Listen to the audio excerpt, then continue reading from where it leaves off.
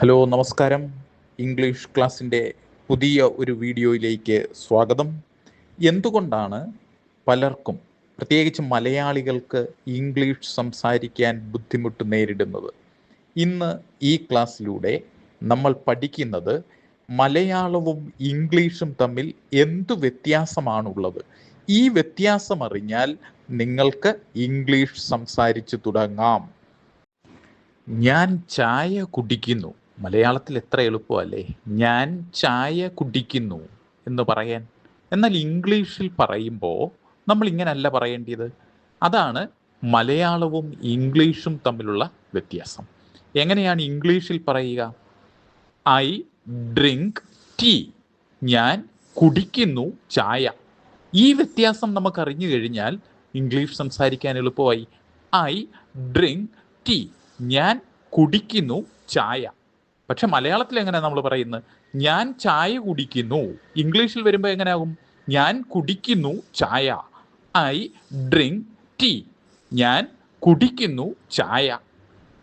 ഇത് നമ്മൾ പണ്ട് പഠിക്കുമ്പോൾ, സ്കൂളിൽ പഠിക്കുമ്പോൾ എങ്ങനെയാണ് പഠിച്ചത്? Subject, verb, object.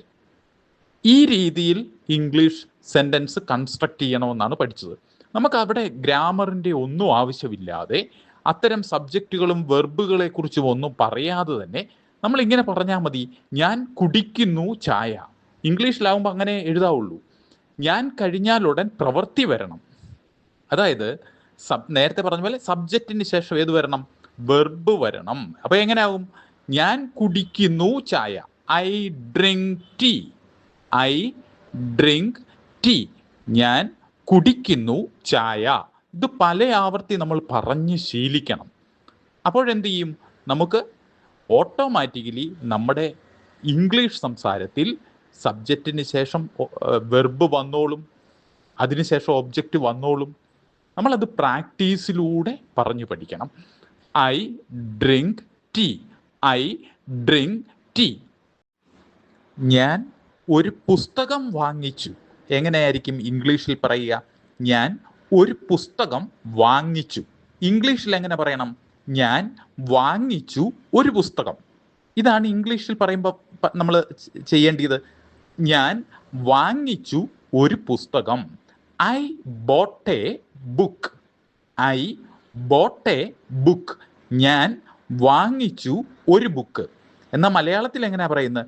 ഞാനൊരു പുസ്തകം വാങ്ങിച്ചു. ഇംഗ്ലീഷിലേക്ക് പറയുമ്പോൾ എങ്ങനെയാണ് അത് പറയേണ്ടത്? ഞാൻ വാങ്ങിച്ചു ഒരു പുസ്തകം. ഇത് നമ്മൾ പ്രാക്ടീസിലൂടെ പലതവണ പറഞ്ഞു കഴിയുമ്പോൾ നമുക്ക് ഓട്ടോമാറ്റിക്കലി എന്താകും? നമ്മളുടെ മനസ്സ്, നമ്മുടെ ബ്രെയിന് ആ രീതിയിലേക്ക് മാറും. അപ്പം നമ്മൾ ഇത് പറയുമ്പോൾ തന്നെ, ഞാൻ പറയുന്നതിൻ്റെ കൂടെ തന്നെ നിങ്ങളും ഉച്ചത്തിൽ സംസാരിക്കണം. I boat A book. ഞാനൊരു പേന വാങ്ങിച്ചു എന്നേരം എങ്ങനെ പറയുന്നത്? I boat A pen. ഞാൻ വാങ്ങിച്ചു ഒരു പേന. ഞാൻ വാങ്ങിച്ചു ഒരു പേന. I boat A pen. എന്നാൽ മലയാളത്തിൽ എങ്ങനെ പറയുന്നത്? ഞാൻ ഒരു പേന വാങ്ങിച്ചു. ഞങ്ങൾ ഒരു സിനിമ കണ്ടു. ഇംഗ്ലീഷിലേക്കാക്കുമ്പോൾ അതെങ്ങനെയാ വരിക? ഞങ്ങൾ കണ്ടു ഒരു സിനിമ. ഞങ്ങൾ കണ്ടു ഒരു സിനിമ. എങ്ങനെയാകും? We watched a movie. We watched a movie. ഇതാണ് ഇംഗ്ലീഷും മലയാളവും തമ്മിലുള്ള വ്യത്യാസം. മലയാളത്തിൽ എങ്ങനെ പറയുന്നത്? ഞങ്ങൾ ഒരു സിനിമ കണ്ടു. ഇംഗ്ലീഷിലേക്കാക്കുമ്പോൾ അതെങ്ങനെയായി? ഞങ്ങൾ കണ്ടു ഒരു സിനിമ. We watched a movie. കുട്ടി പാൽ കുടിക്കുന്നു. കുട്ടി പാൽ കുടിക്കുന്നു. എങ്ങനെയാ ഇംഗ്ലീഷിൽ പറയുക? കുട്ടി കുടിക്കുന്നു പാല്. The child drinks milk. The child drinks milk. കുട്ടി പാൽ കുടിക്കുന്നു. ഇംഗ്ലീഷിലാകുമ്പോൾ കുട്ടി കുടിക്കുന്നു പാൽ. The child drinks milk. മലയാളവും ഇംഗ്ലീഷും തമ്മിലുള്ള ഈ വ്യത്യാസം അറിഞ്ഞു കഴിഞ്ഞാൽ, ഈ രീതിയിൽ പ്രാക്ടീസ് ചെയ്തു കഴിഞ്ഞാൽ ഏതൊരാൾക്കും ഇംഗ്ലീഷ് വേഗത്തിൽ സംസാരിക്കുവാൻ കഴിയും. ഈ പറഞ്ഞ ഓരോന്നും തന്നെ നിങ്ങൾ പ്രാക്ടീസ് ചെയ്യണം. നിങ്ങളുടെ പരമാവധി വോയിസിൽ പറഞ്ഞ് ശീലിക്കണം. The child drinks milk. അങ്ങനെ നിങ്ങളുടെ വോയിസിൽ തന്നെ പറഞ്ഞ് പരിശീലിക്കണം. ധാരാളം തവണ അങ്ങനെ ആവർത്തിച്ച് കഴിയുമ്പോൾ നമ്മുടെ ബ്രെയിനിലേക്ക് അത് എത്തുകയും നമുക്ക് ഓട്ടോമാറ്റിക്കലി പിന്നീട് ആ രീതിയിലേക്ക് സംസാരിക്കാനും കഴിയും. ഒരു മലയാളിക്ക് ആവശ്യമായിട്ടുള്ള എല്ലാ പദസമ്പത്തുകളും, അത്യാവശ്യം സംസാരിക്കാൻ ആവശ്യമായിട്ടുള്ള ഇംഗ്ലീഷ് വാക്കുകളും അതിൻ്റെ അർത്ഥവും മുൻ വീഡിയോയിൽ കൊടുത്തിട്ടുണ്ട്.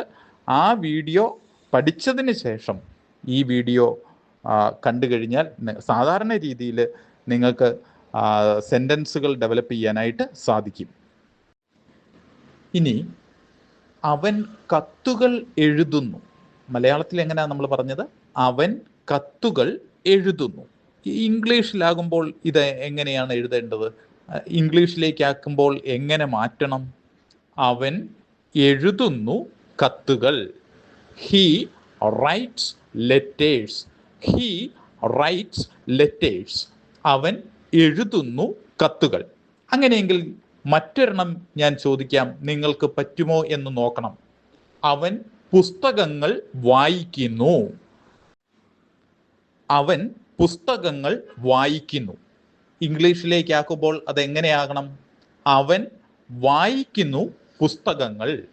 അവൻ വായിക്കുന്നു പുസ്തകങ്ങൾ. He reads books. He reads books.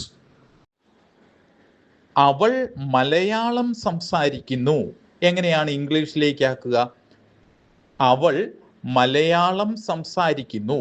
എങ്ങനെയാണ് ഇംഗ്ലീഷിലേക്കാക്കുമ്പോൾ ആകുന്നത്? അവൾ സംസാരിക്കുന്നു മലയാളം. കണ്ടോ വ്യത്യാസം മനസ്സിലായോ? അവൾ സംസാരിക്കുന്നു Malayalam. She speaks Malayalam. She speaks Malayalam. ഇനി മറ്റൊരെണ്ണം ഞാൻ ചോദിച്ചു കഴിയുമ്പോൾ നിങ്ങൾ പറയണം, അവൻ ക്രിക്കറ്റ് കളിക്കുന്നു. എങ്ങനെയാണ് തയ്യാറാക്കുക? നിങ്ങളൊന്ന് മനസ്സിൽ ആലോചിക്കണം. പറ്റുന്നുണ്ടോ എന്ന് നോക്കിയേ. അവൻ ക്രിക്കറ്റ് കളിക്കുന്നു.